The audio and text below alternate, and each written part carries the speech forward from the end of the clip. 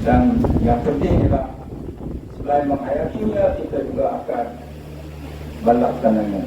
Sekian wabillahi taufiq wal hidayah. Assalamualaikum warahmatullahi wabarakatuh.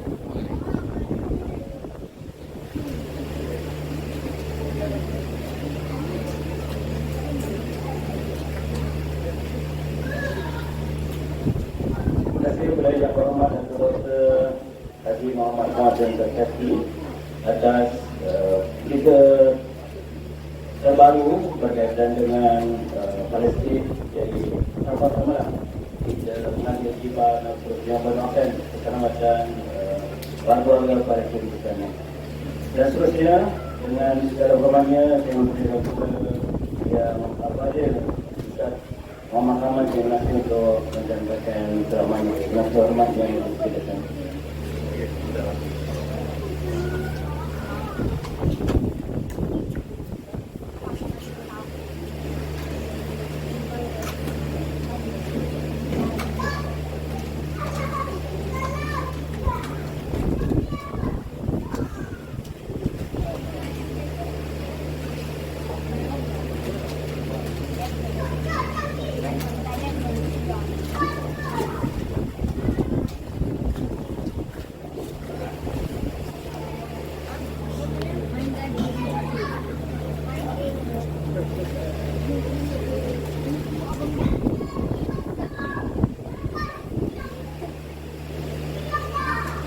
Assalamualaikum warahmatullahi wabarakatuh.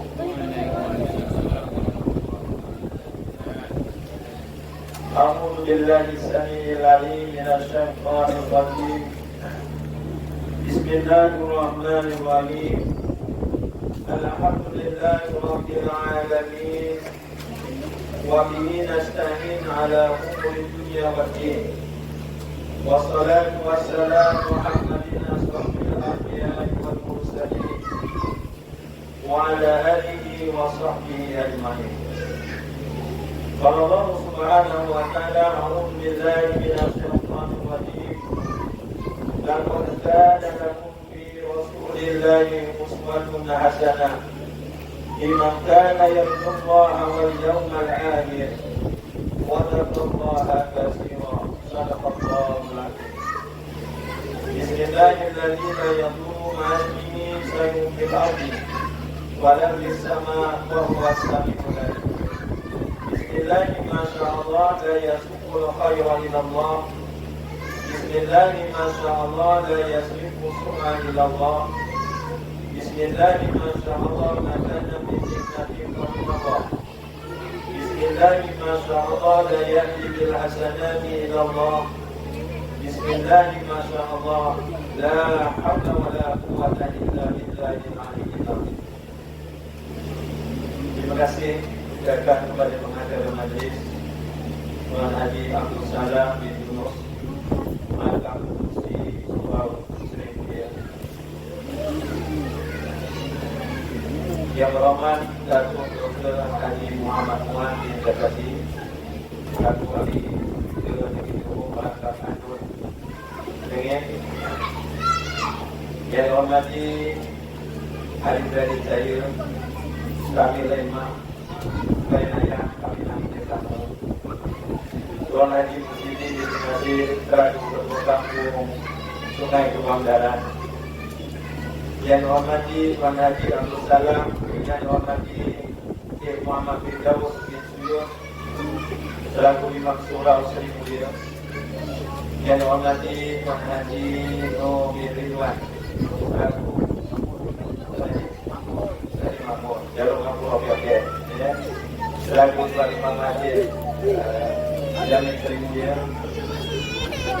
yang dihormati barisan para ahli ulama, yang dihormati tuan-tuan haji, tuan-tuan hajah, tuan-tuan hadirin hadirat dan anak-anak yang dikasihi dan dirahmati Allah. Apa khabar semua? Kabar. Alhamdulillah. Semua mohon juga. Saya belajar, saya mungkin melihat dia mohon juga tapi kalau lagi lah kita jauh ke Melayu ke masalah ke arah ke yang pentingnya kita menjadi orang Islam yang beriman dan bertakwa kepada Allah Subhanahu wa taala. Alhamdulillah, dari dahulu marilah kita sama-sama bersyukur kepada Allah Subhanahu wa taala yang telah menyiapkan kepada kita akan nikmat yang tidak terhitung. Sebagaimana yang menyatakan dalam Al-Quran surah Nahl ayat 18, A'udzu billahi minasyaitonir rajim. Wa in ta'uddu ni'matallahi la tuhsuha. Semoga nikmat yang Allah Ta'ala kurniakan kepada kita, mudah-mudahan kita dapat gunakan memanfaatkan pada jalan yang diridai oleh Allah Subhanahu wa taala. Dan alhamdulillah, kita bersyukur sangat pada malam ini dengan izin Allah kita dapat bersama-sama berkumpul dalam majlis yang mulia. Mudah-mudahan perkumpulan kita ini menjadi salah satu bukti, baru salah satu yang orang kabeh, salah satu bukti cinta kita kepada Nabi Muhammad sallallahu alaihi wasallam, memperingati hari kelahiran junjungan besar kita Nabi Muhammad sallallahu alaihi wasallam. Saya teringat tuan dalam kitab Fadail Amal, tajuk zikir hadis yang ke-12. Pengajaran hadis daripada tersebut daripada Abu Darda radhiyallahu anhu. Diberitakan Rasulullah sallallahu alaihi wasallam telah bersabda, yang mana pengajaran hadis tersebut, besok apabila berlakunya hari kiamat, ada manusia dibangkitkan oleh Allah di yaumul mahsyar besok. Ada satu golongan manusia ni Allah Ta'ala muliakan, Allah Ta'ala naikkan darjatnya. Dia berdiri di atas mimbar, ibaratnya pentas di atas mimbar yang diperbuat daripada mutiara. Manakala wajahnya bercahaya, wajahnya berseri-seri. Lalu golongan yang lain ni rasa iri hati. Dia ni umur 1000 ya. Dia orang di kampung 1000 dia, kampung darat dia. Dia ni orang rumah darat ni. Kenapa dapat kedudukan sedemikian rupa? Ibaratnya lah perempuan. Perempuan darat rendah dia bareng-bareng, rewang maulid dia bareng-bareng, yang orang musyawarah dia bareng-bareng, rumah pasar rengeng dia bareng-bareng. Dia ni bukan para nabi. Dia ni masih hidupnya bukan para rasul. Dia masih hidupnya pun bukan gugus syahid. Kenapa dapat kedudukan sedemikian rupa? Aku orang boleh. Itu yang cakap yang tak dapat. Aku orang boleh paling dek. Padahal yang kamu ni bareng-bareng. Kok dia boleh kita nampak? Apa dia cakap tu? Saya nak translate macam akan pasti umat. Oleh kerana ramai orang Jawa, saya nak translate. Apa amalan mereka? Ya, apa amalan mereka? Rupa-rupanya kata Rasulullah SAW, orang ini dalam masa hidupnya Allah Ta'ala naikkan darjat dari berdiri di atas mimbar yang diperbuat dari mutiara, wajahnya bercahaya. Dalam masa hidupnya, daripada kampung yang berlainan, daripada ibu bapa yang berlainan, macam malam ini ada yang rumahnya belah garuh, orang rumah darat sing kenal, orang sing keluar darat sing dua lah tenang. Tak dapat kalau Pak Naib orang bilang surah pakat, orang dua lah tenang. Ya, daripada tempat yang berlainan, orang sing garuh, orang sing tengah, orang sing darat, mungkin orang paling besar, orang paling jami pun orang daripada keluarga yang berlainan. Ada anak Haji Abu, ada anak Haji Nasir, anak Haji Mahmud, macam-macam. Daripada keluarga yang berlainan, daripada kampung yang berlainan, berkumpul dalam satu majlis. Berkumpul dalam satu majlis zikrullah. Majlis mengingati Allah, termasuklah majlis itu apatah lagi majlis sambutan Maulid Rasul sallallahu alaihi wasallam. Tuan-tuan, kita sepatutnya memang bergembira menyambut hari kelahiran junjungan besar kita Nabi Muhammad sallallahu alaihi wasallam. Kerana bapa saudara Nabi dinyatakan dalam kitab Al-Bidayah wa Nihayah yang telah ditulis oleh Ibnu Katsir, yang mana diceritakan dalam kitab tersebut, Apabila Abu Lahab ni selanjutnya bapa saudara Nabi ataupun pakcik Nabi. Abu Lahab ni apabila diberitakan oleh hambanya yang bernama Suwaibatul Aslamnya, wahai tuan, dia panggil Abu Lahab ibaratnya tuan. Wahai tuan, dikau itu anak dulur lanang, wensem. Tapi tak cakap Arab pula tuan, dia cakap Arab. Nanti kalau saya cakap Arab, dia mau pula tuan-tuan. Tapi sebenarnya saya pun tak pandai cakap Arab. Anak ente pandai dapat imam. Apa jenis wajah dia kata, wahai tuan dapat anak saudara lelaki, wensem.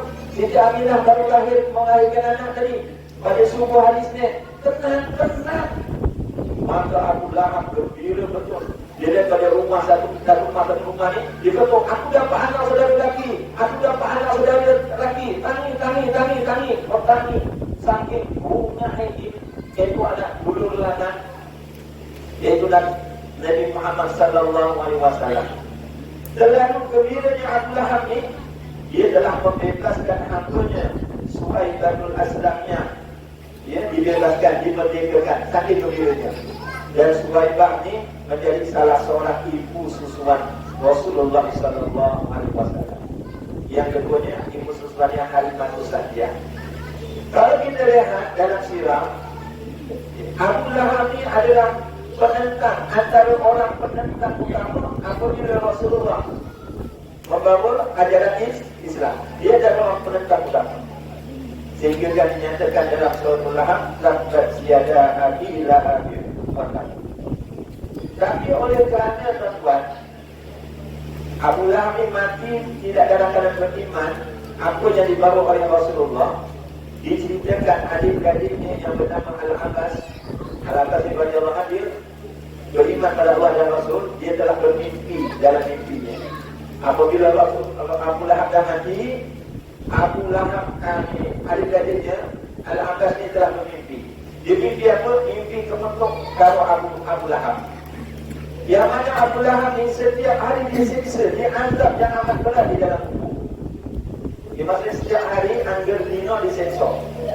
Tetapi hari Isnin diberitakan dalam kisah tersebut Abu Lahab diberi kemenangan. Dino lain disensor terus, tapi dino Senin, hari Senin diringankan akan siksaannya, agak tenang. Dalam semuanya diberikan air. Kenapa Abu Lahab diringankan pada hari Senin? Kerana walaupun dia mati tak beriman apa yang dibawa oleh Rasulullah, tapi dia pernah rasa gembira apabila mendapat khabar kelahiran Nabi Muhammad sallallahu alaihi wasallam. Abu Lahab yang mati tak beriman pun, oleh kerana gembiranya lahir Nabi Muhammad, dia bebaskan namanya, buat peduli ibadat itu, diringankan azab. Apatah lagi kita semua ni yang beriman apa yang dibawa oleh Rasulullah, yang mengasihi Rasulullah lebih daripada dirinya, lebih daripada isterinya, lebih daripada ibu bapanya. Sungguh besar dia punya kelebihan. Mudah-mudahan menjadi salah satu bukti besok cinta kita kepada Rasulullah sallallahu alaihi wasallam. Tuan-tuan, hadirin hadirat yang dirahmati Allah, saya teringat sahabat Nabi. Bagaimana sahabat Nabi ini cintanya pada Rasulullah. Saya nak sebut satu contoh lah, dua ke satu lah, iaitu seorang panglima yang bernama Khalid bin Al-Walid.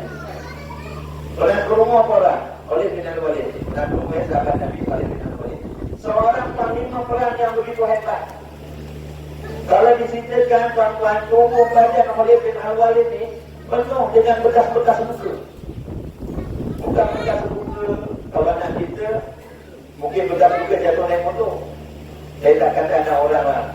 Saya ni walaupun nampak comel, bukan gemuk comel, nyambil aja tak sengaja, betul-betul ditipu. Bapak-bapak ada 5 orang anak, istrinya baru 1. Alhamdulillah. Baru tu memang 1 lah, kita tak nak kita 2. Anaknya 5 langkap deh. Tak pernah wetok. Berdua 5 dia ngomong. Nyambil dapat anak kembang. Nombor 3 dengan perempuan. Nyambil betul-betul. Kadang-kadang nunggang motor di up-up, nunggang basikal di up-up, tipu kabel. Awal melecet kabel, kan? Tapi Khalid bin Al-Walid ni badannya luka bukan kerana amputa, bukan amputa.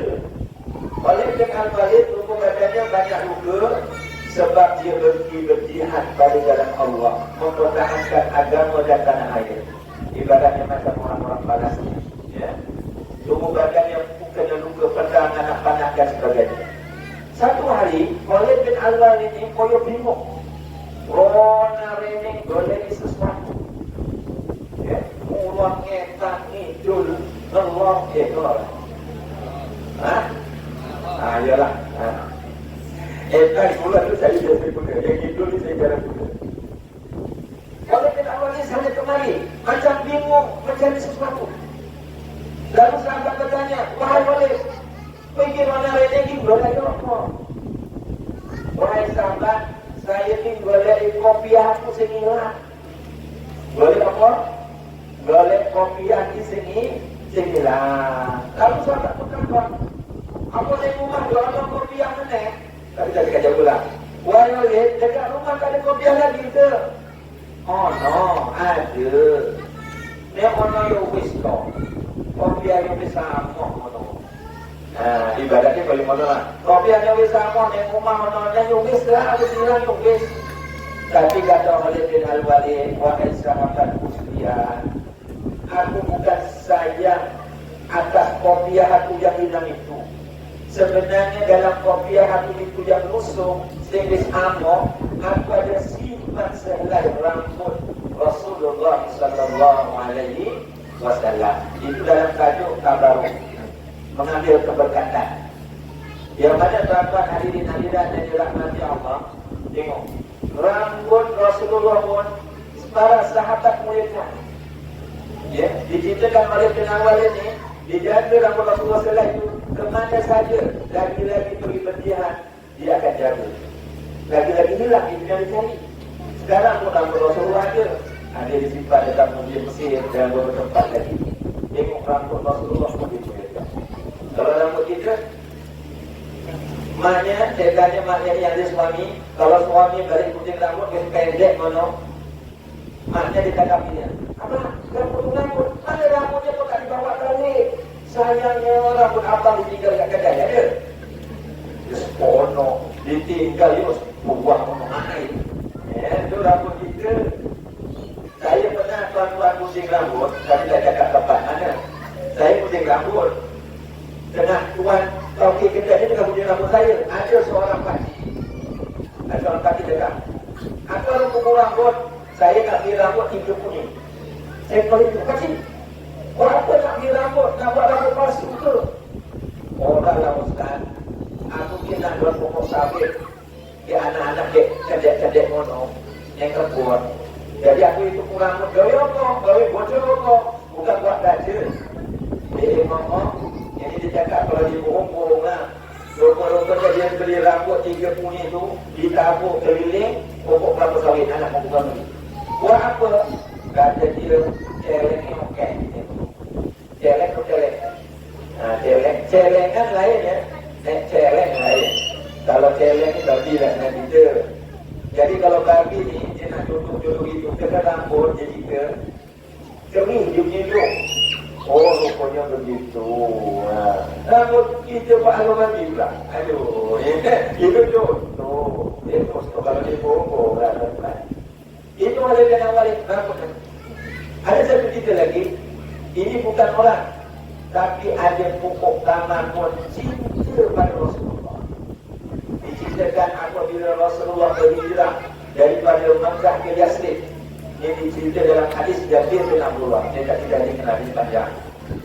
Rasulullah sampai ke Yasrib, berhijrah ke Yasrib. Ketika itu solat Jumaat telah disyariatkan. Masa mula-mula Rasulullah baca khutbah, bapak-bapaknya baca khutbah, mula-mula dekat tepi pokok kurma. Setengah riwayat dekat bonggol pokok kurma. Setengah riwayat lagi pokok kurma itu masih hidup. Allahu a'lam. Rasulullah dah baca khutbah Jumaat, kemudian Rasulullah sembahyang Jumaat bersama-sama. Dah selesai, datang seorang perempuan yang ada berumur. Dia datang, Assalamualaikum ya Rasulullah. Waalaikumsalam. Kata perempuan itu, perempuan orang Ansor. Ya Rasulullah, saya datang ni bawa hajat. Apa hajat dia makcik? Ibarat gitu. Saya ni ada anak lelaki. Dia pandai bertukar. Dia anak saya ini berhajat nak buatkan Rasulullah iaitu sebuah mimbar supaya mudah selesa nak baca khutbah. Boleh tak ya Rasulullah? Maka Rasulullah ni akhlaknya terpuji. Yang kita kena contohi. Rasulullah jawab dia dengan begitu tenang, dengan senyuman. Aku terima wahai saudari, wahai makcik. Maka tak lama kemudian mimbar itu pun siap. Diceritakan mimbar itu ada 3 anak tangga. Ada 3 anak tangga. Maka Rasulullah bacalah khutbah tempat mimbar yang baru. Diceritakan Rasulullah baca khutbah dekat tangga yang ketiga. Apabila Rasulullah wafat, Sayyidina Abu Bakar dia kata aku tak layak baca khutbah dekat menyampaikan khutbah dekat mimbar, dekat tangga mimbar yang pertama. Maka Sayyidina Abu Bakar berdiri dekat tangga yang kedua. Apabila Sayyidina Abu Bakar wafat pula, meninggal dunia, maka diganti oleh Sayyidina Umar. Sayyidina Umar berkata apa? Sedangkan Sayyidina Abu Bakar tak nak dekat tangga ketiga tempat Rasulullah. Sayyidina Abu Bakar turun dan menyampaikan khutbah dekat tangga kedua. Kata Sayyidina Umar, apakah lagi aku? Aku tak layak dibandingkan dengan Sayyidina Abu Bakar, aku lagi jauh. Jadi Sayyidina Umar pun baca khutbah dekat tangga yang pertama. Sampai Sayyidina Utsman, agak-agak Sayyidina Utsman baca khutbah dekat mana? Kalau Sayyidina Utsman ada Sayyidina Abu Bakar dengan Sayyidina Umar, sudah Sayyidina Utsman akan baca khutbah dekat tanah.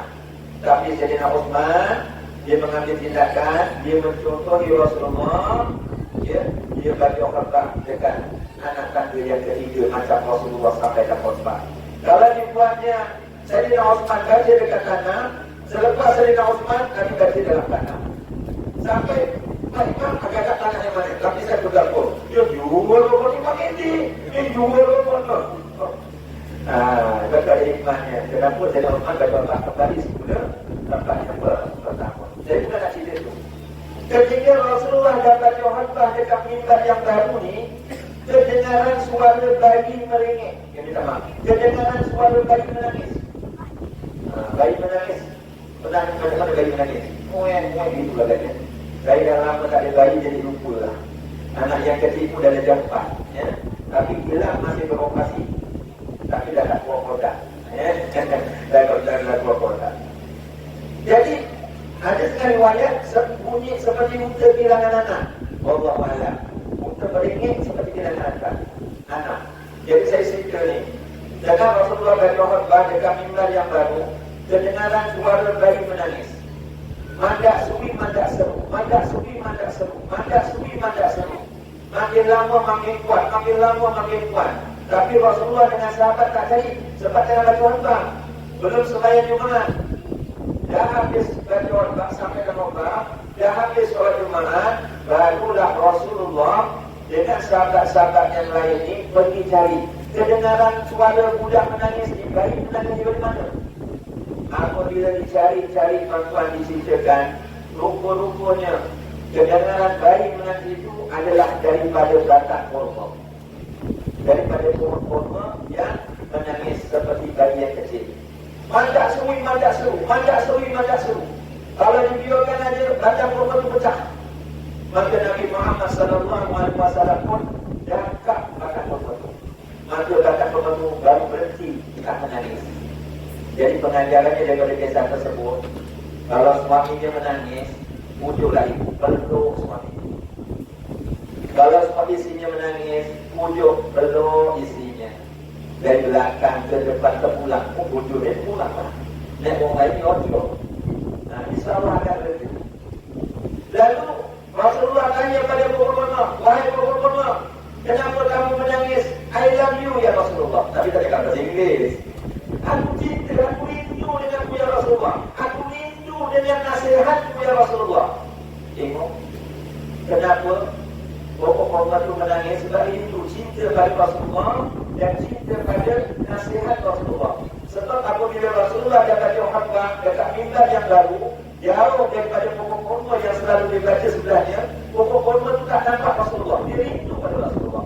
Pokok korban itu tak dapat dengar penyampaian khutbah Rasulullah. Dia rindu dengan nasihat Rasulullah. Tapi kadang-kadang kita imam dan kawan bang. Alhamdulillah. Kalau kau memang semua betul lagi tu. Bila kamu ni barakallahu li wa lakum, asyik orang ni rugi lah daripada rugi. Ya. Sedangkan kamu rumah sendiri. Lalu Rasulullah kata, wahai mohon korma, aku bagi kamu pilihan.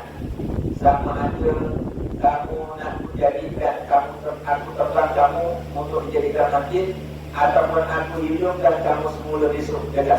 Kamu pilih mana? Oh, kata dia Rasulullah, hidupkanlah aku semula di surga supaya aku dimunafa'atkan untuk orang-orang yang soleh ataupun solehah. Sebab umur bila surga, apa? Surga ni adalah alam yang dekat, dunia tak dekat. Tengok tuan-tuan, umur pun cinta pada Rasulullah. Apatah lagi kita tak nak cinta pada Rasulullah. Kenapa kita perlu cinta pada Rasulullah? Sebab Allah pun cinta kepada Rasulullah SAW. Rasulullah kasih pada Nabi Muhammad sallallahu alaihi wasallam. Kalau kita lihat tuan-tuan, kalau Nabi Ibrahim digelar Khalilullah, betul? Kalau Nabi Muhammad digelar Habibullah, kekasih Allah. Kalau Nabi Isa digelar Ruhullah, rohnya ditiup ke rahim Siti Maryam. Kalau Nabi Nuh digelar Nabiullah. Kalau Nabi Musa digelar Kalamullah. Nabi Musa ni dia ada kelebihannya, dia boleh direct berkomunikasi dengan Allah Subhanahu wa ta'ala. Kalau Allah Ta'ala cinta pada Nabi Muhammad, kenapakah kita sebagai hamba-Nya, kalau kita cinta pada Allah, kena cinta apa yang Allah Ta'ala cinta. Sebab itu tuan-tuan hadirin-hadirat yang dirahmati Allah. Satu masa Rasulullah sallallahu alaihi wasallam. Kenapa kita perlu cinta pada Rasulullah? Sebab Rasulullah mencinta pada umat-umatnya. Satu masa Rasulullah kena berjalan. Ada sahabatnya sedang berkumpul. Termasuklah Sayyidina Abu Bakar, Sayyidina Umar, Sayyidina Utsman dan berbagai dan ramai lagi sahabat-sahabat Nabi. Lalu Rasulullah berkata kepada sahabat-sahabat, wahai sahabatku sekalian, aku sangat rindu dengan saudara-maraku. Aku sangat rindu dengan saudara-maraku. Lalu sahabat berkata, dengan riwayat Sayyidina Abu Bakar yang berkata, ya Rasulullah, adakah kami ini semua Sayyidina Umar, Sayyidina Utsman, Sayyidina ini? Adakah bukan saudara-maraku ya Rasulullah? Kata Rasulullah, tidak. Kamu semua ini adalah sahabat-sahabatku. Kamu nampak ketika hidup, kamu dapat menatap wajahku setiap hari. Dan kamu beriman apa yang aku bawa. Habis kamu yang kamu maksudkan ya Rasulullah, yang kamu rindu saudara-mara yang kamu sebutkan tadi. Kata Rasulullah, yang aku rindu pada saudara-maraku adalah umatku yang hidup selepas aku wafat. Apabila Nabi dah wafat, ada manusia, umat-umat yang kemudian ini, dia tak pernah nampak Nabi. Dia tak pernah nampak Nabi Muhammad SAW, tapi dia beriman apa ajaran yang dibawa oleh Rasulullah, dan dia mencintai Rasulullah lebih daripada mencintai dirinya dan yang lain. Maka kata Rasulullah, aku akan menantinya besok umat-umatku ini di Telaga Al-Kautsar. Telaga Al-Kautsar ini telaga yang dikurniakan kepada Nabi Muhammad sallallahu alaihi wasallam. Kita banyakkanlah berdoa ya, mudah-mudahan kita dapat minum air daripada Telaga Al-Kautsar. Sekali minum tak haus selama-lamanya. Lagi minum kalau dapat minum hampir dengan Rasulullah. Lagi-lagi kalau dijidukkan Rasulullah. Masya Allah. Sabar Allah. Jadi tuan-tuan, hadirin hadirat yang dirahmati Allah sekalian. Jadi bagaimana kita nak cinta pada Rasulullah? Ada satu kisah. Cerita ni bukan cerita Quran, cerita ni bukan cerita hadis, tapi cerita dekat pondok. Sekolah pondok lah cerita madrasah kan. Tapi ada pengajaran yang kita dapat ambil. Ada seorang anak murid, dia jumpa dengan tuan gurunya di sekolah pondok sekolah apa? Sekolah pondok ni, anak murid jumpa dengan tuan gurunya. Wahai tuan guru, aku ni kepingin banget ada mimpi kalau Rasulullah. Oleh jadi kata, wahai tuan guru, aku ingin sangat nak mimpi jumpa Rasulullah. Nah, syaitan ni tuan-tuan, dia boleh menyerupai sesuatu. Menyerupai saya pun boleh, tapi syaitan tak boleh menyerupai Rasulullah walaupun dalam mimpi. Maka kata gurunya, masanya pakai nak. Kalau mimpi Rasulullah, bayar nak bolehku, masanya pakai nak. Ingatkan senang kalau nak mimpi Rasulullah. Lalu muridnya kata apa? Wahai Tuan Guru, bagilah tahu, please lah Tuan Guru, bagilah tipnya, caranya supaya aku boleh mimpi Rasulullah. Gurunya kata apa? Ini, wahai yang muridku, pasal ini jauh, ngomongnya jauh. Wahai yang muridku, tuannya ada guru. Tuannya ada guru, memang sebuah putih, lawe iwak jelek, tapi masih koyo apa pun koyo mobil terus guru. Kata gurunya, kalau nak mimpi Rasulullah, tapi jangan lupa dulu ya, jangan lupa. Kata gurunya, wahai anak muridku, kalau nak mimpi Rasulullah, makan nasi putih sebelum tidur, lauknya ikan cere, nek asinnya macam apa pun jangan minum terus tidur. Bapak jangan tanya, iwak kering jenis ngomong, iwak kapak ke, iwak terbuk ke, iwak sentak ke, jodohkan semua. Dididikan kering aja. Kalau kita sebagai anak murid agak-agak persoalkan tak jawapan cikgu kita. Cikgu, saya ini bukan guru sangat. Saya ini nak mimpi Rasulullah. Takkan aku mukainya nasi putih, makan ikan kering, tak boleh minum terus hidup. Patutnya tuanku cakap banyakkan selawat ke, ngamalkan sunnah ke, ngamalkan zikir ke, macam begitu kan. Tapi anak murid di sekolah pondok, dia doa, dia hormat dengan guru. Dia tak banyak kata. Malam tu dia nak tidur, anak murid dia masak sebuah putih, goreng iwak gereng. Iwak gereng ni pura-pura dipung, dipung tepung. Kopi maksudnya tak direndam ya. Faham ya dipung? Kadang-kadang jauh kita ni tak sama. Saya pergi Medan, ada bahasa orang Medan jauh dia tak sama. Dia tak sama. Jadi dia dah makan nasi, dia dah masak nasi putih, gorengkan kering, nak tidur dia makan nasi putih. Lalu ni iwak kering, memang nasi gini lah, muasin tenang. Tapi dia nak minum, tak ada guru tak boleh minum. Oleh kerana dia ingin sangat mimpi juga Rasulullah, dia tak minum, dia terus tidur. Apabila bangun tidur tuan-tuan, anak muridnya terus pergi jumpa gurunya. Wahai tuan guru, mau pergi aku segawe, sebelum itu mangan sebelum putih, lalu iwak kering, muasin dan menahan orang mungkin terus dulu. Tapi kok orang mimpi Rasulullah? Tapi kok tak mimpi Rasulullah? Wahai tuan guru. Kata tuan gurunya sambil senyum. Wahai anak muridku, mimpi apa? Awak mimpi apa, wahai anak muridku? Saya mimpi air pesmon. Saya mimpi cendol. Lihat musanti. Ibarat itu juga.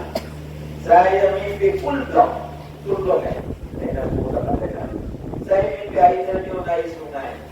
Rupa-rupanya jawaban orang alim ini, walaupun gurau dia bukan sembarangan. Dia cakap apa?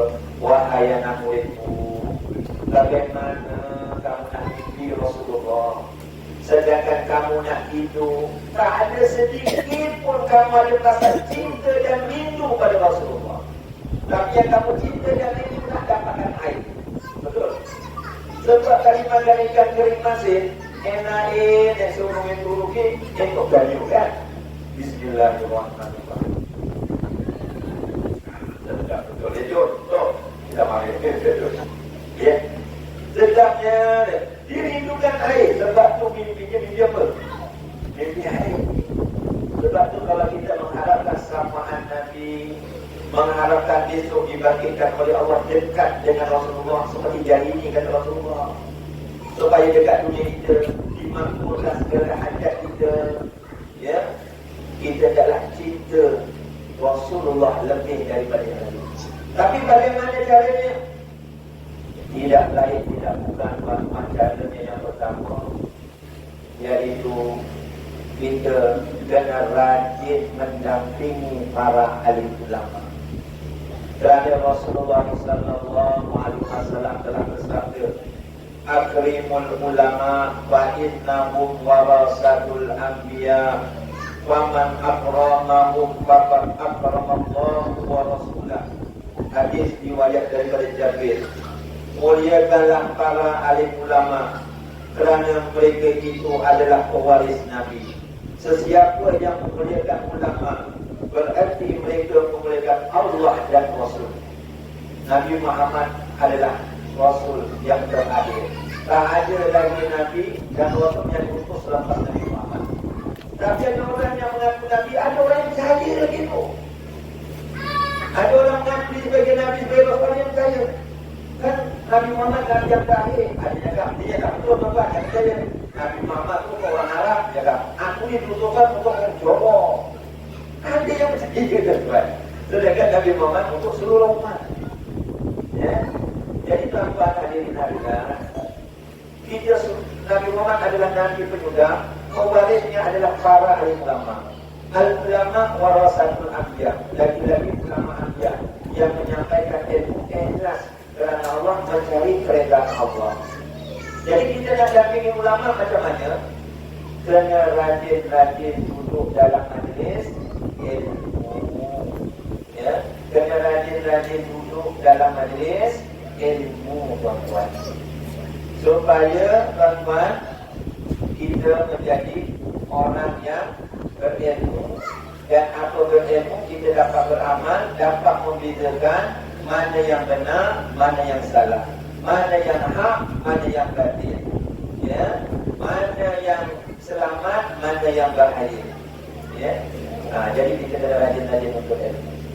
Tuan-tuan hadirin hadirat yang dirahmati Allah, dalam kitab Kasbu Asrar yang telah disusun oleh Syekh Muhammad Salih Al-Mantabau, dekat situ tuan-tuan kita Kasbu Asrar ni, dia kitabnya soal jawab.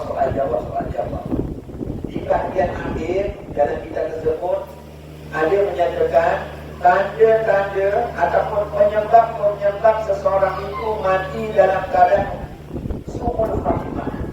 Kita nak mati dalam keadaan apa? Husnul khatimah, mati dalam kebaikan. Allahumma ihtim lana bi husnil khatimah wa la tahtim alaina ya Allah bi su'il khatimah.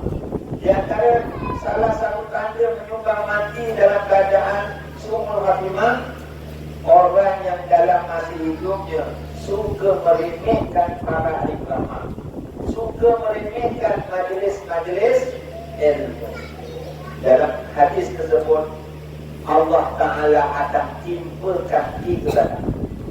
Orang yang meremehkan majlis ilmu, orang yang meremehkan alim ulama, Allah Ta'ala kata Rasulullah timpakan 3 bala.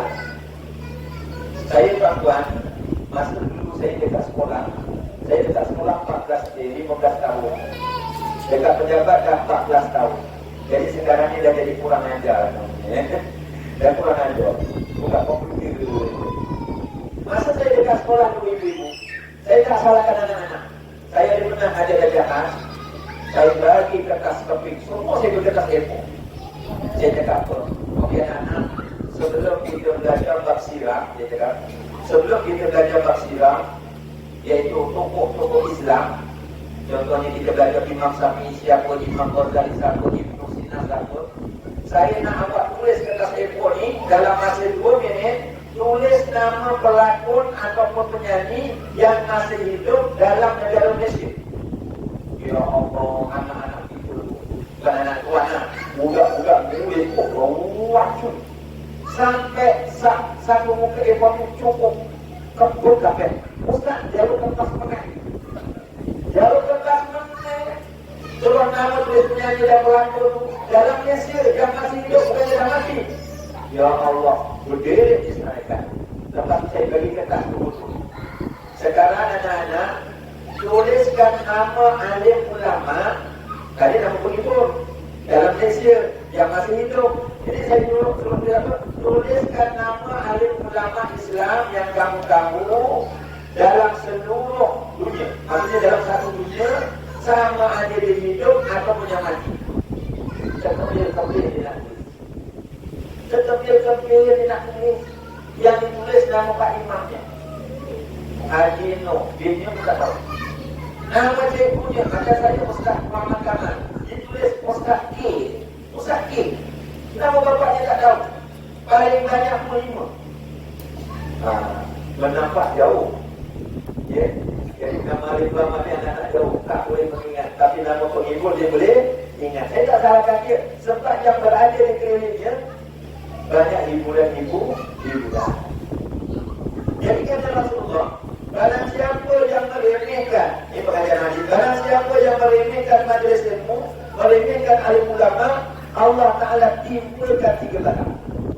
Pertama, doa rizku, sempit rezeki. Mungkin tuan-tuan hadirin hadirat, dulu orang kampung tuan-tuan makan panis tak beli. Nak beli ubi, tapi rumah watak telah diserawak jebol mono. Oh, anak biji kali serawak kali serawak.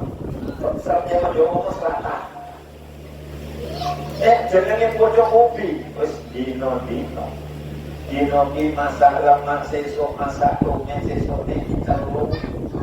Dino ubi. Tapi saya ini orang kampung, kalau mangan ubi kumpul. Saya ngomong dia. Ya. Tak pakai pembeli. Dulu barang yang tak laku, sekarang jadi laku. Yang laku lagi lama. Dia lagi respon.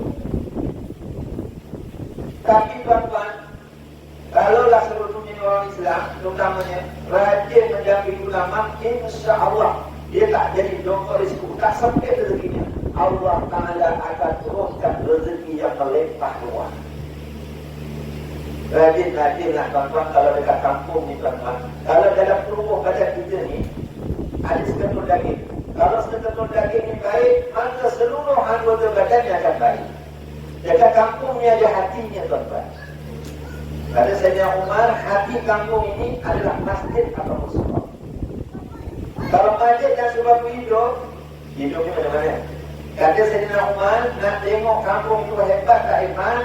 Kalau boleh masjid yang itu lebih cantik daripada rumah al-Jemaah. Ini insyaAllah senang. Wakil Musulman. Oh, cantik banget. Memang kalau saya pakai. Ini orang apa itu? Untuk orang wakil ni. Cantik. InsyaAllah. Kalau masjidnya suruhnya lebih cantik daripada Jemaah, insyaAllah. Yang kedua, sembahyang Jumaatnya ramai. InsyaAllah. Susah nombor tu. Kalau boleh sembahyang subuh ramai. Ramai betul lah. Tapi orang suka jualan. Ramai. Dan kerana sembahyang subuh ramai ni, orang sembahyang Jumaat. Jadi mestilah alhamdulillah. Mudah-mudahan kami. Kalau musuh Islam teman, dia tengok orang, jualan Islam, dia mesti menjalankan Islam. Semua kan? Tapi tengok sembahyang subuhnya cuma Pak Imam, Pak Bilal. Tapi sembahyang subuhnya, orangnya macam ramai macam. Ini kadang-kadang surahnya Habiblah, rumah jalannya. Kipasnya dengan orangnya banyak kipasnya. Kalau dia tengok masih macam tu, musuh-musuh Islam masih di dunia. Ya. Macam itu dia banyak pula tadi. Itu tadi. Yang kedua, orang yang mendengarkan macam itu bukan sempit rezekinya, malah yang kedua kata Rasulullah, wanasya ilmunya akan hilang sedikit demi sedikit. Yuk, semua majlis maulid. Yuk, semua majlis tahsinul Quran. Yuk, ada kelas tauhid malam ni. Wirumulah. Aku dia di sekolah Gajah Khas Makassar. Agregated pintu paling mungkin aku yang kerusahaan. Aku seorang kaya mengolah. Berikutnya pantun. Seorang agama dajah pangkat di Selirel. Ngomong kita ngomong. Jangan sombong. Kita belajar ni selagi hajat di kantor bandar.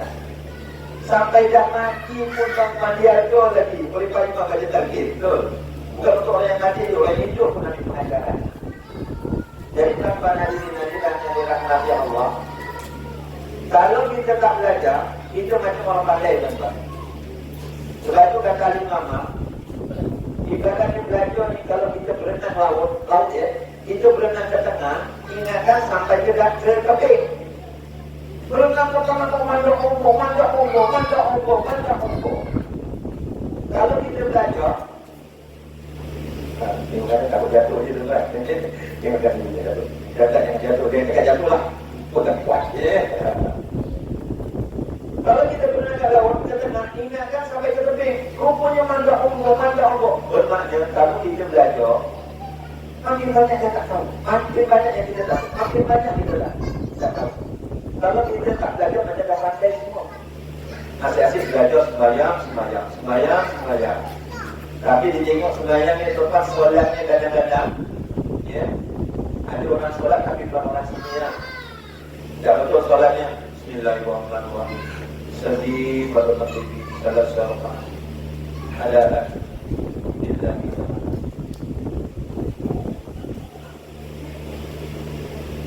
Allah Akbar. Boleh juga. Boleh. Agak tangan dia dah betul. Agak tangan dia orang lagi menjadi dah betul lah. Tapi kau menang. Allah Akbar ni mana takbirul ihram ni mana menang dalam hati. Dia tak boleh. Itu kalau Allah Akbar dia belum yang lain. Jadi kalau kita tak belajar, nanti banyak hukum. Saya ini bukan cerita coba, ini cerita betul-betul. Ada satu masa di tempat, ada kat satu kampung tu dia buat praktikal solat yang sempurna. Jadi saya ekor-ekornya suruh jadi pemuda, carilah jadi fasilitas. Dekat kumpulan tersebut, tapi dalam kumpulan tu ada orang tua umur dalam 50, 60 lebih, ada yang dekat sederhana 40 ke bawah, ada budak-budak sekolah menengah, campur dalam satu kumpulan. Saya cakap macam ni, tuan-tuan dan puan-puan sekalian, sebelum saya mengajar tentang solat, saya nak terangkan dulu syarat-syarat sah solat. Di antara syarat sah solat ini adalah suci daripada hadas kecil dan hadas besar. Saya konon-kononnya tanyalah, tapi tak tanya betul-betul.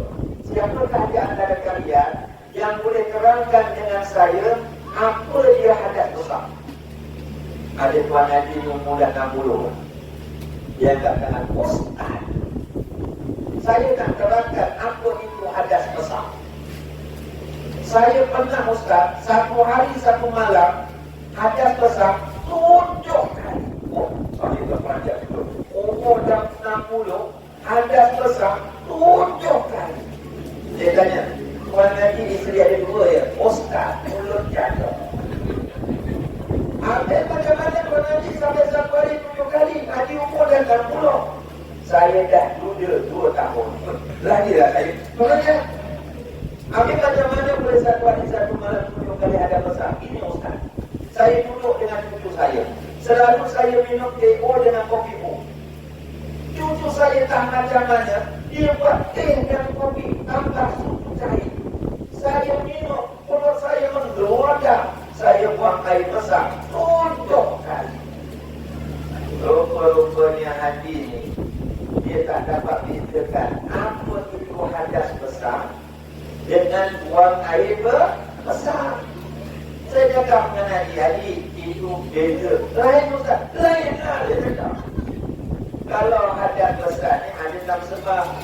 Contohnya, air mani, bersetubuh, darah nifas, biladang, mati orang Islam selain daripada mati syahid.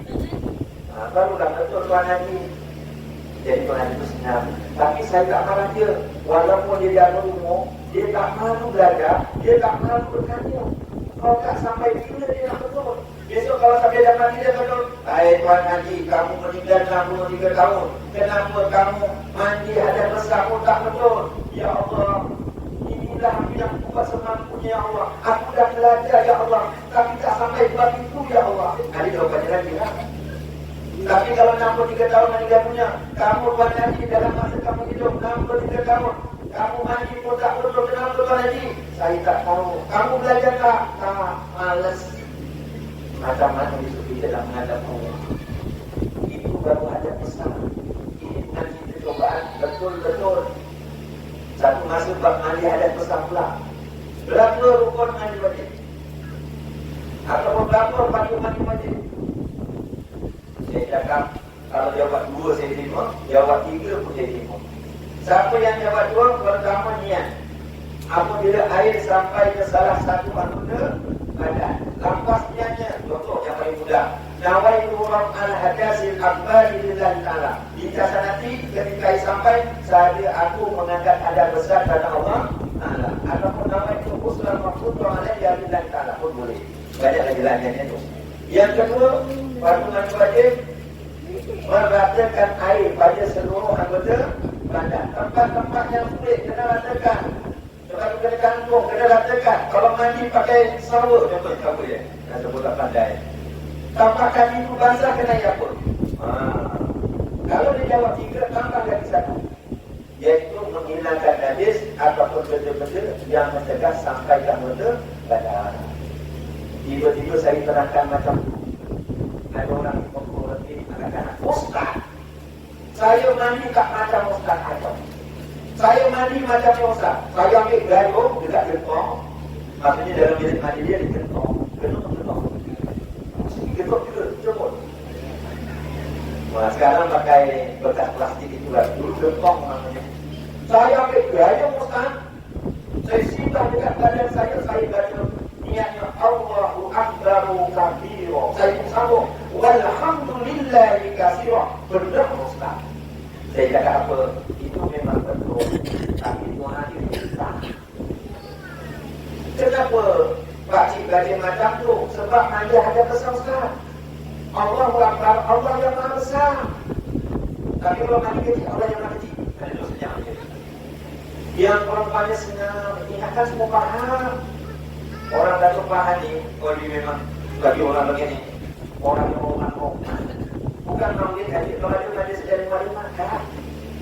Kata guru saya Ustaz Izzat, no, kalau kita pergi maulid, kalau boleh dapat 5. Siapa yang dapat 5 ni duduk sana? Setidak-tidaknya pergi maulid ni dapat 2. Jangan 2 ni pun tak dapat. Pertama yang 2 tu jangan sampai tak dapat, dapat pahala, dapat ilmu. Ini jangan sampai tak dapat. Yang 3 ni, kalau ada, alhamdulillah. Kalau tak ada, jangan nuntut dengan tuan fungsi. Dengan YB lagi jangan. Dengan tuan kamu pun jangan. Kalau ada, alhamdulillah. Tak ada, tak pun. Nombor 3 dapat makan. Dapat tak? Dapat. Nombor 4 dapat bungkus. Dapat tak? Tak. Nombor bungkus. Dia cakap. Kalau ada, tak. Tak ada, tak apa. Nombor 5 yang bercakap berkaya. Pasal dia bercakap lah. Kalau ada, alhamdulillah. Tak ada, jangan nonton. Nombor 5 dapat sampul. Sampul tak ada pun dapat. Ini pun saya cakap. Jadi dari cerita balik semula tadi, saya nak pergi makan, ingatkan yang perempuan faham wajib. Tiba-tiba datang seorang perempuan, datang nangis.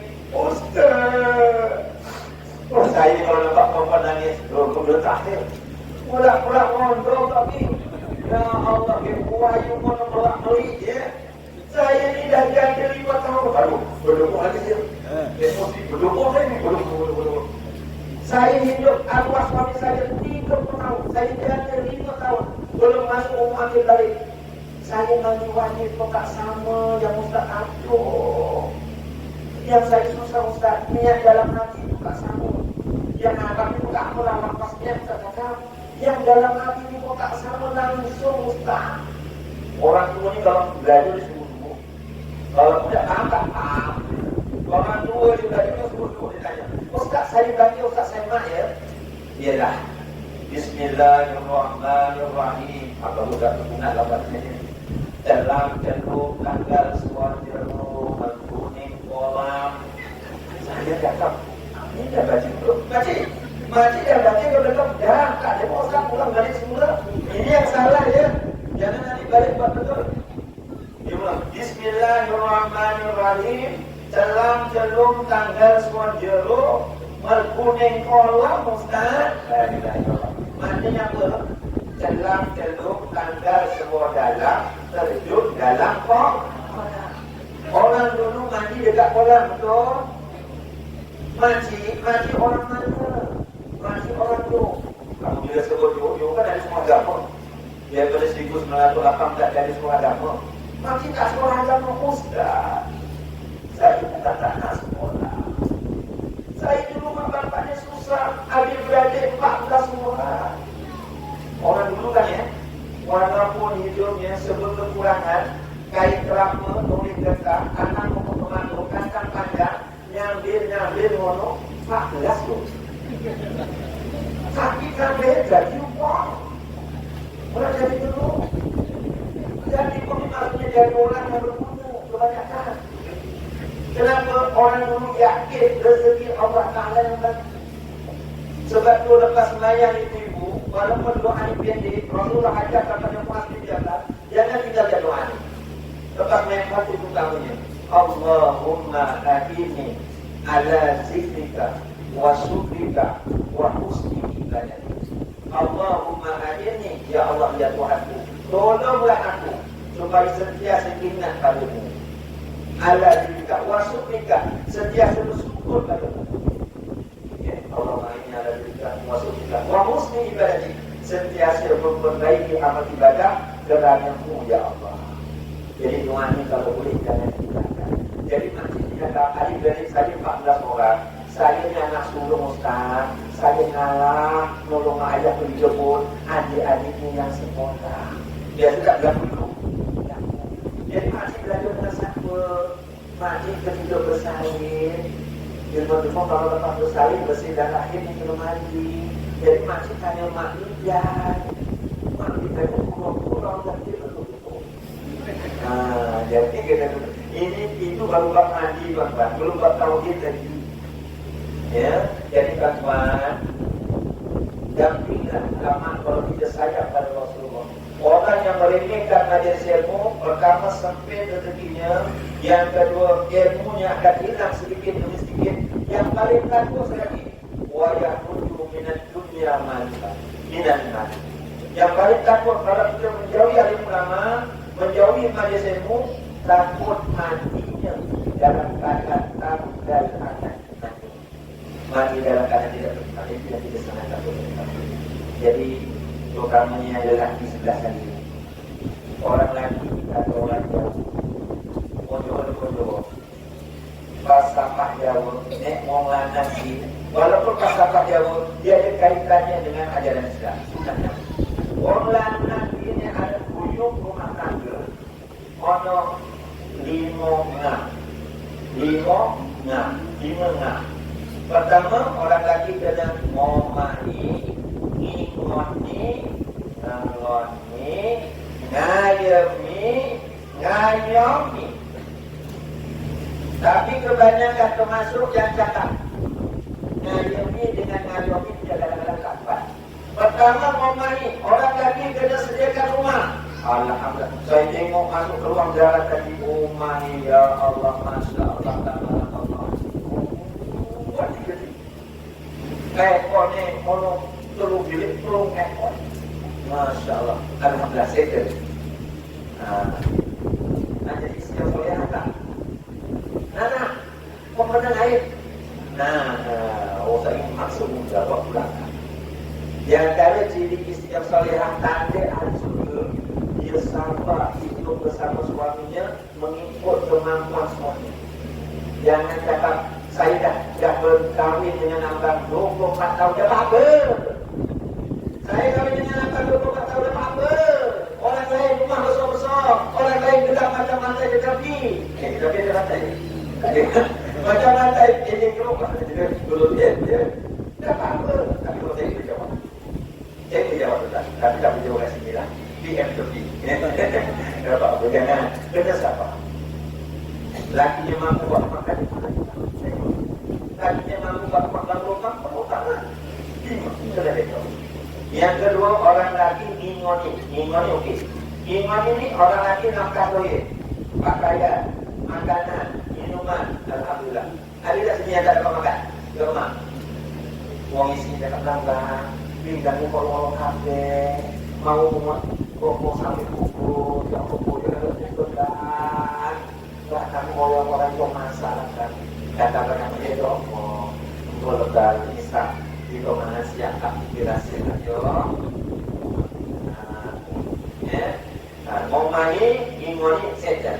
Lalu ni ada kira orang banyak dia kira, lalu lagi nampak tadi. Bapa jangan saya tidak tidak. Dalam ini tuan-tuan, ikut sunnah Nabi, Sayyidatina Khadijah Ummahatul Mukminin. Itu ada saya baca tuan-tuan. Waktu Rasulullah kata Siti Khadijah untuk mengenakan hubungan rumah tangga ni amalkan 3. Pertama, jaga perhiasan. Nombor 2, jaga pendidikan. Nombor 3, jaga perut suami. Jaga perut suami. Nanti balik maulid ada langkah. Sini kita abang balik. Nah apa? Diusah perutnya. Nombor kenapa tak pernah itulah suruh pergi maulid abang kanan kata-kata usahakan datang supaya erat hubungan tangga suruh jaga perut suami. Ini bukan begitu. Rasul Sayyidatina Khadijah masakkanlah kegemaran suami dengan mencari keredaan Allah. Begitu anak-anak jangan tapi jangan ngomel asyik-asyik lama-lama ciri padi orang sebut-sebut kan darah kita kopi masak juga tapi mulanya ngomel aja jangan cukup subhanallah walhamdulillah wala ilaha illallah wallahu akbar. Banyak kemudian tuan-tuan jaga tempat pendidikan. Ini saya ingatkan. Saya dulu ketika jabat pendidikan Islam sebelah jabat kaji. Jabat kaji jabat kaji kan. Ada satu masa itu ada seorang perempuan datang menangis-nangis. Kenapa saya pulang? Ustaz ke mana? Ustaz, saya masuk pejabat kita masuk pejabat saya. Nangis tak boleh. Kenapa makcik? Suami saya baru meninggal. Tapi makcik ni dalam keadaan dia kenapa ni? Dah 5 bulan dah selamat dah 5 bulan. Kenapa makcik? Saya ada isteri yang terlalu Ustaz. Kenapa makcik? Saya sejak hari cucu ni saya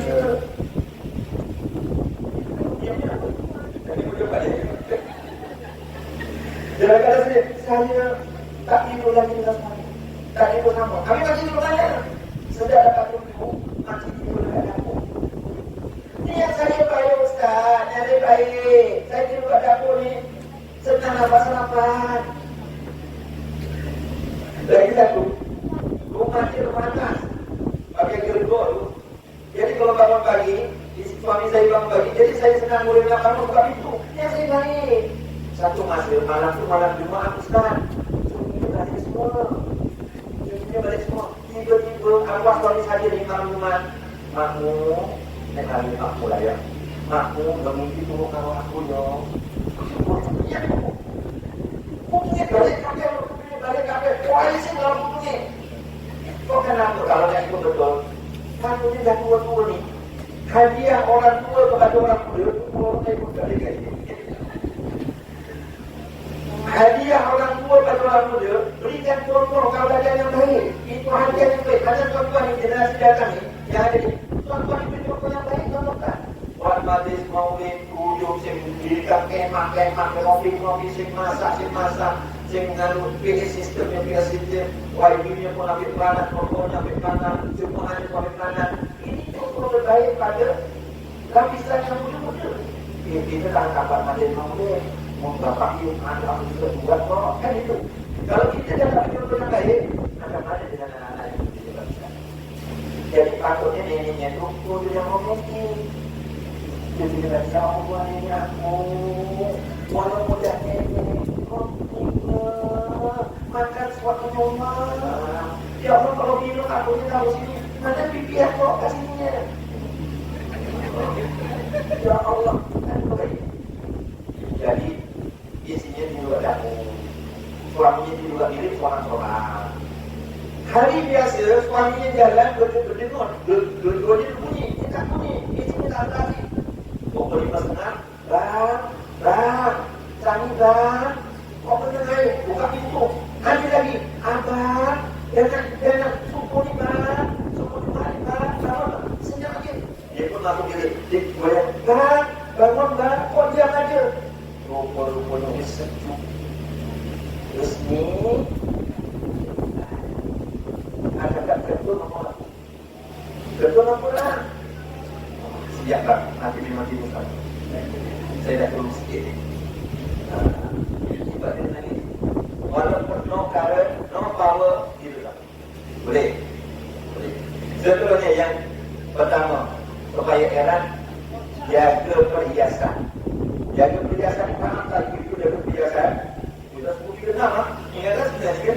Seperti kita.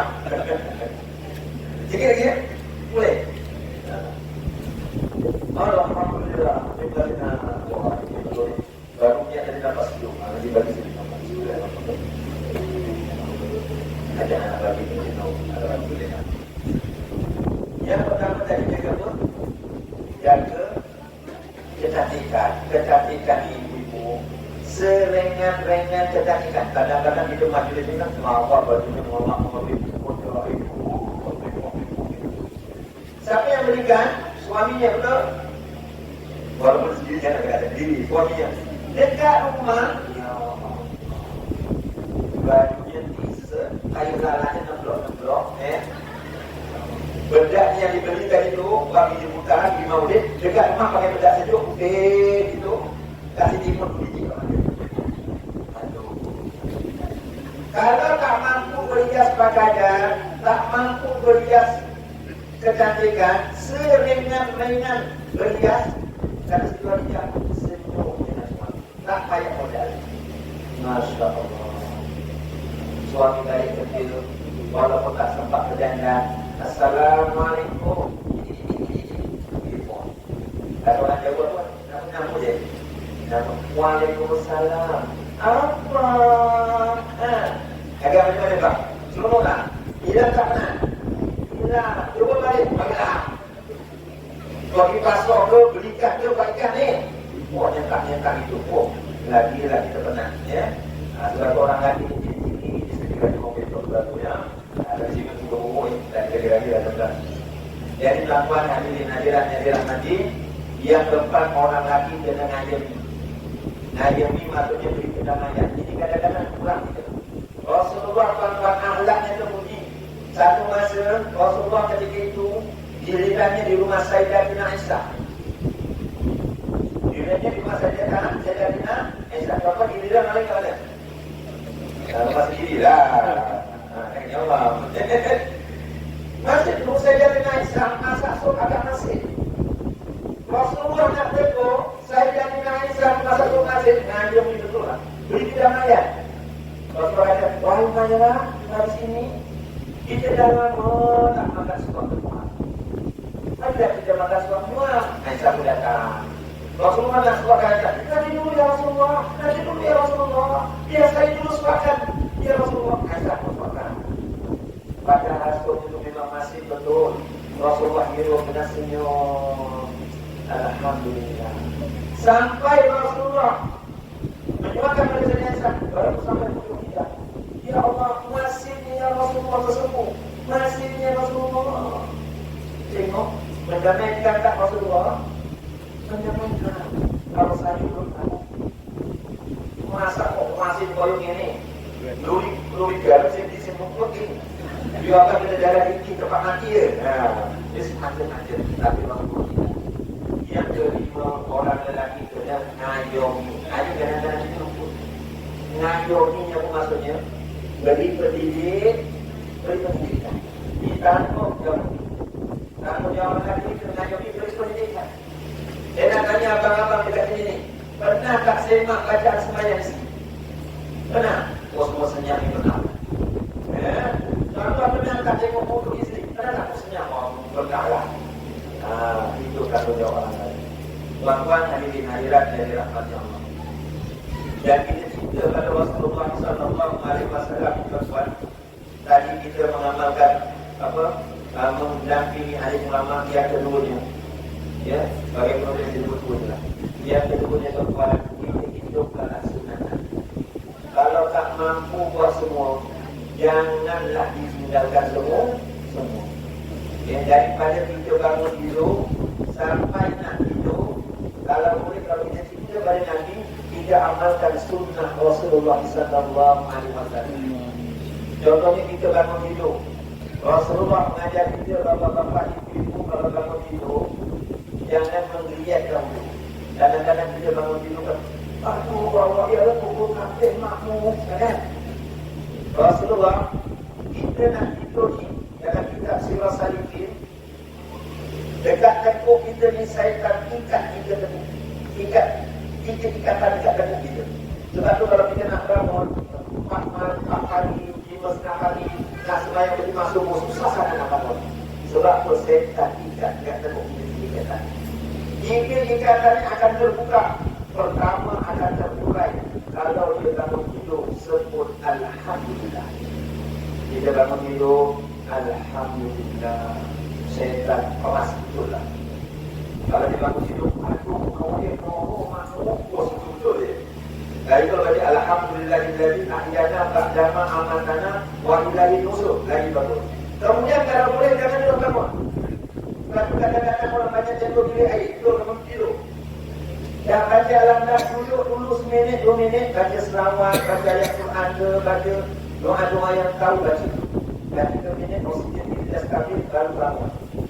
Ikatan kita akan terbuka. Nombor 2, kalau orang tu ambil wudu. Ambil apa? Ambil wudu. Dan ada satu sunnah yang pelan-pelan kita lupa nak buat. Rasulullah kata apa? Setelah kita bangun tidur, sebelum kita buat sesuatu, sebelum ambil wudu, sebelum gosok gigi, sebelum buat apa sesuatu pun, Rasulullah menyuruh kita basuh tangan 3 kali. Kenapa Rasulullah bangun tidur sebelum basuh tangan? Sebab masa ketika kita tidur kata Rasulullah, kita tak tahu tangan kita letak dekat mana. Betul? Masa kita tidur, rambut sebelah kanan. Betul? Tapak tangan dekat pipi kita sebelah kanan. Tapi masa tidur tuan-tuan sadar tak? Gatal dekat kaki ya, kita kerumuk dekat kaki. Kalau gatal dekat kaki ya. Kalau gatal dekat tuan-tuan, sila-sila tuan-tuan orang. Tak tahu. Mungkin ni dah, cantiknya. Sunnah Nabi, bangun tidur sebelum sunnah. Kemudian ambil wudu, ikatan 2 akan terbuka dan ikatan 3 akan terbuka. Tuan-tuan hadirin. Kalau dah ambil wudu, dia mendirikan solat tahajud 2 rakaat. Apa betul? Setan akan hampa betul. Maka hamba Allah ni susah nak mula sampai hari esok. Hari esok dia buat lagi, susah lagi nak mula sampai hari esok lagi. Jadi tuan-tuan hadirin, itu baru satu sunnah. Yang lain kita banyak. Kita nak potong buku, nak potong buku ya. Ini pada apa ya Allah? Ini pada potong buku kamu. Potong buku dapat pada ya Allah. Si Pak Iman potong buku dapat pada.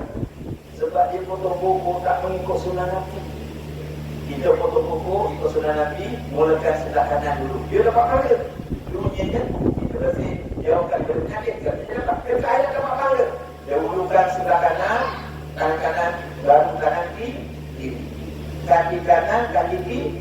Dipijak sering kanan. Lagi baik, tangan kanan mulakan jari tunjuk. Kemudian jari tengah. Kemudian jari manis. Kemudian jari pinggir. Kemudian ibu jari. Jari kaki kiri. Jari pinggir. Jari manis. Jari tengah. Jari tunjuk. Ibu jari.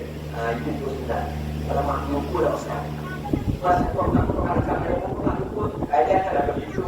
Kalau susah kanan, belah kanan dan belah kiri juga utama. Berarti bismillah. Tak apa-apa. Kalau kaki pula, ada kiri, kelingking kanan, sini, ujungnya kelingking belah kiri. Susah kanan, belah kanan, baru ambil belah kiri. Contoh, nak pakai cincin. Begitu sunnah Nabi. Dia dapat air, kan dulu. Dunia dapat, akhirat dapat. Ini barang ya Allah. Ini pahala dulu kau pakai cincin. Pakai cincin dapat pahala ya Allah. Dulu kat sebelah kanan. Kalau belah kanan, kalau kiri apa? Belah kanan, sunnahnya dalam kitab Samanya Muhammadiyah, pakai cincin jari tinggi. Jari manis, halus. Jari tengah, angkuh. Jari tunjuk, angkuh. Ada orang pakai cincin pun. Melainkan cincin bersokakan, berdiri pakai. Tapi hukum angkuh. Itu dari hukumnya jadi kita bagi bismillah yang sunnah. Jadi saya setakat itu daripada malam ini lagi jadi ramai banyak adalah itu baru sunnah-sunnah yang mesti seruan yang anak kita tinggalkan semua. Jadi adik-adik adalah saya setakat itu daripada malam ini dengan perkumpulan tuan-tuan pada malam ini. Itulah di antara kata Rasulullah SAW supaya umat Islam bersatu padu melakukan hadirin dengan Allah. Dengan perkumpulan tuan-tuan hari ini, itulah yang dari kado-kado memanjangkan umur. Rasulullah ada bersabda, inna sadaqata wasilatul rahimi, ya itu dengan bersedekah dengan menjalinkan hubungan umat Islam ini, termasuk silaturahmi, itulah dia antara cara-cara yang boleh menambahkanmu bantuan sedekah untuk Palestin contohnya. Ini bahkan untuk Palestin, bahkan untuk majlis maulid ini semua, ini dia antara cara yang boleh menambahkanmu.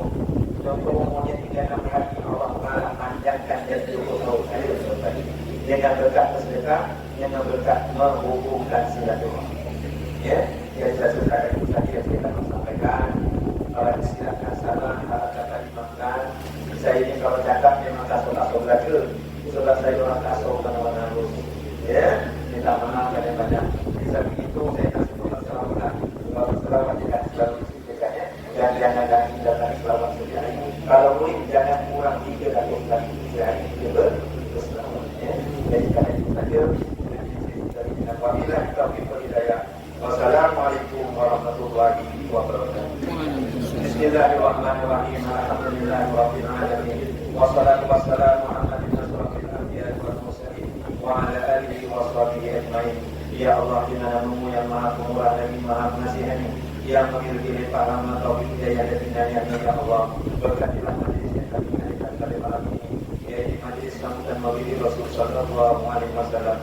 Ya Allah, berikanlah kekuatan kepada kami, kesembuhan kepada kami untuk menjadikan Al-Quran dan Al-Hadis sebagai pembacaan dan panutan dalam kehidupan kami sehari-hari. Ya Allah, ya Tuhan kami, berikan kesembuhan kepada kami untuk mengamalkan sunnah Rasulullah SAW dalam kehidupan sehari-hari kami. Ya Allah, ya Allah, ampunilah dosa-dosa kami. Ya Allah, dosa-dosa kedua ibu bapa kami. Ya Allah, dosa-dosa guru kami. Ya Allah, dosa-dosa setiap muslimin dan muslimat sama yang masih hidup maupun yang telah meninggal dunia. Ya Allah, denganmu yang maaf, ya Allah, ya Allah, gerakkan hati kami dan anggota badan kami untuk melakukan perkara-perkara yang kita jalan ke surga, ya Allah. Hindarkan hati kami dan anggota badan kami daripada melakukan perkara-perkara yang membolehkan jalan ke dalam neraka, ya Allah. Allahumma ka'lana maqabal khair wa maqabal barakah wa maqabal nikmah wa maqabal rizki wa maqabal quwwah wa maqabal salamah wa maqabal afiyah wa maqabal mawaddah wa maqabal maghfirah wa maqabal jannah. Rabbana atina fid dunya hasanah wa fil akhirati hasanah wa qina adzabannar. Wa sallallahu ala sayyidina Muhammad wa ala alihi wa sahbihi wa baraka wa sallam. Walhamdulillahi rabbil alamin. Dan ini saya sudah ingat. Wabillahi taufiq wal hidayah. Wassalamualaikum warahmatullahi wabarakatuh.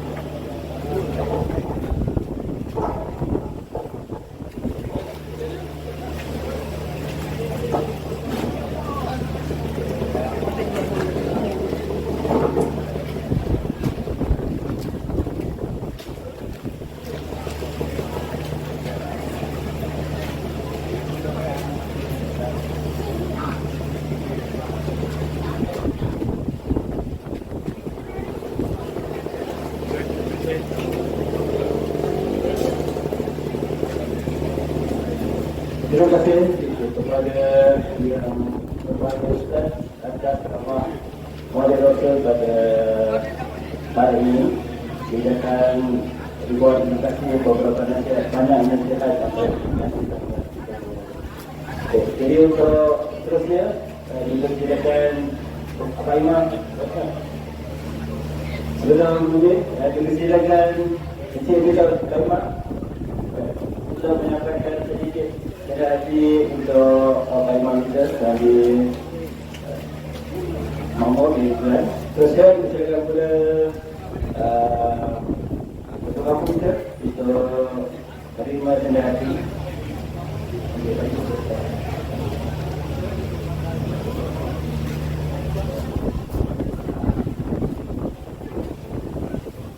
Dan untuk majlis seterusnya kita silakan Ketua Kampung kita Encik Mosidi untuk menyampaikan rendah hati kepada YB. Kita silakan Yang berhormat Dato' Dr. Muhammad Abdul Haji untuk menerima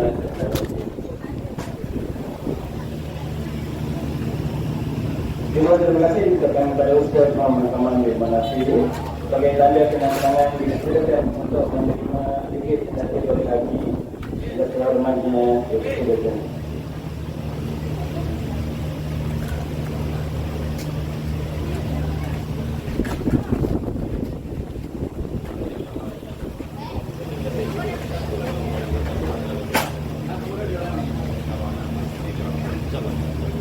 Jadi dia kelahi macam dia dengan penyebaran Allah dan Nabi perlawanan dah.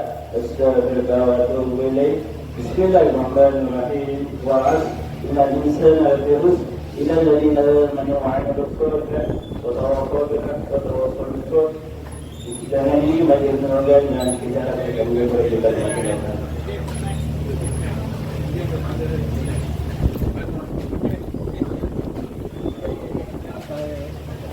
Driver.